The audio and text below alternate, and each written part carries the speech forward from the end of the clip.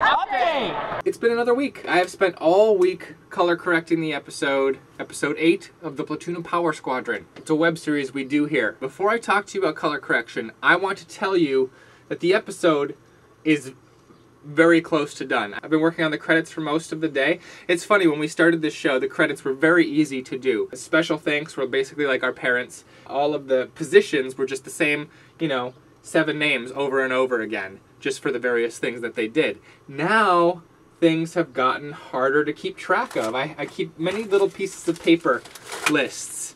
Little lists of names and places and things and thank yous and songs. Got to make sure everybody's credited because they all donated their time to the show. Thanks to the donors, many of these people were paid, which was very nice. We have a rule on the show. The first time you work with the show, you do it pro bono, since that's how everybody started. But if you come back to work on a second episode, that's when you start getting paid. That's how we do. Anyway, what I wanted to tell you is that the show is practically done. Keep your eye on your subscription box if you're excited about episode 8, because a trailer will arrive. I try to keep as many spoilers as possible out of the trailer, just kind of set the tone, let you know what the episode's going to be about, make it short, something that you can send around to your friends and hopefully get them intrigued in watching the show. And the release date is going to be very soon. I'm going to tell you that. Like, I used to be this thing, like, put the trailer out and give it a few weeks, couple weeks, so that people can spread it around. That's not how the internet works. If you give it a couple weeks, nobody remembers anything anymore. I'm thinking like a week is a solid amount of time, maybe less. Who knows?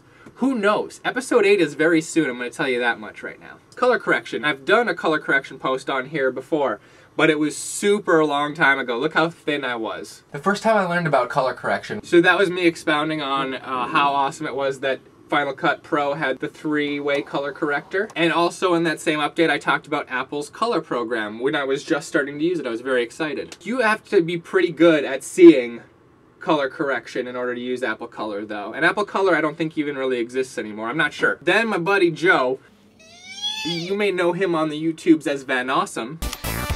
Biceps. He recommended DaVinci Resolve Lite because A, it's free, and B, they have a bunch of sweet power grades. I'm going to show you guys this action right now. DaVinci Resolve Lite is awesome. You just got to watch some tutorials online, download it, your computer has to be able to handle it, it takes a lot of processing power, and then boom, your stuff will look amazing. Okay, we shoot the show what's called flat. It's easier for color correcting if you shoot flat. A lot of cameras have like a natural setting. Natural is essentially flat. It's very close to flat. And then when you take it into color correcting, you have more options. You have much more range from the highs to the lows, light-wise, color-wise. Flat is just copying as much information as it can on and just compressing it all so that you can go and uncompress it in color correction. That's the way I think about it, at least. That might not be the most technical definition ever, but that's essentially what's going on. So then you take it into DaVinci Resolve.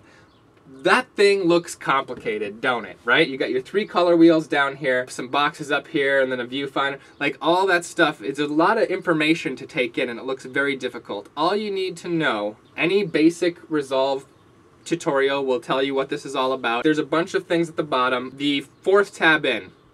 When you click on that, you have all these presets of various looks. Some will desaturate it, some will highlight the blues or mist the highlights, which creates a very kind of blurry look. In the frame, what you're lighting is the skin. Skin often is a highlight, and so then it blurs it out and mists it out. You see that a lot in Harry Potter, actually. The last few Harry Potter movies, Harry's face looks very misty. And I believe that's because they are misting the highlights. You go through and you click and you apply, and you try them on each of your shots until you like what you see. It takes a shot that looks like this, a lot of yellow in it. We shot it flat, went from this to this. Huge difference. That looks amazing. Resolve is a node-based thing, means there's a bunch of blocks. If you look to the right of the image of Donald, you see all these little squares. That's all a bunch of nodes. Now you can tell I'm not a professional because there's no way there should be that many boxes going to correct this particular thing. But I kept messing with stuff until I liked the look of it. Again, you take a shot that looks like this, boom.